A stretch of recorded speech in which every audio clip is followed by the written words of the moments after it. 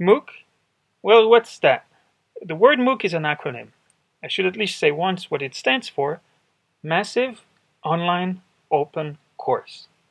That was the easy part, just to give you those words. Now, to give a definition, that's going to be very challenging.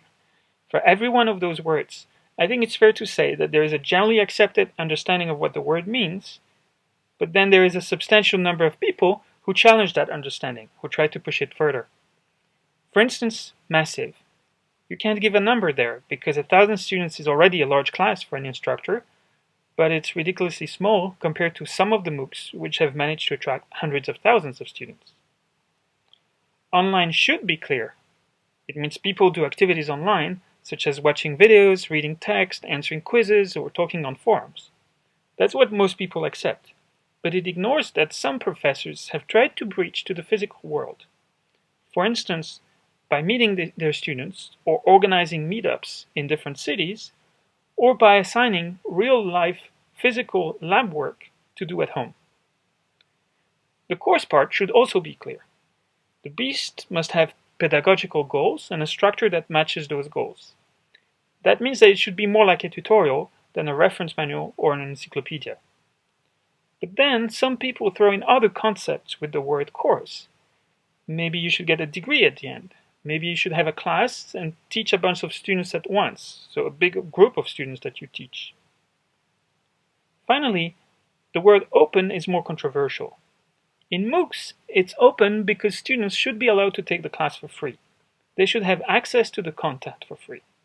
They can have to pay for some extra services, such as a certificate, but really, in the end, access to content is free for the learner. The problem here is that it's a very different usage of the word open from the usage popularized in the past.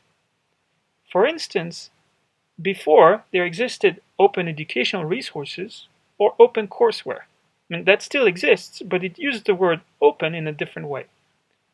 Open educational resources are teaching material with a very permissive license, and this available for any teacher to use and reuse in their own class.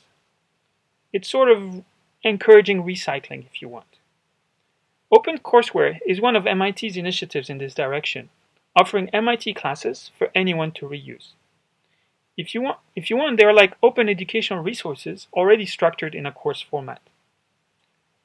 Ultimately, with MOOC, or with Massive Online Open Course, you get 4 words, 4 different flavors, and everyone and every course combines these flavors differently.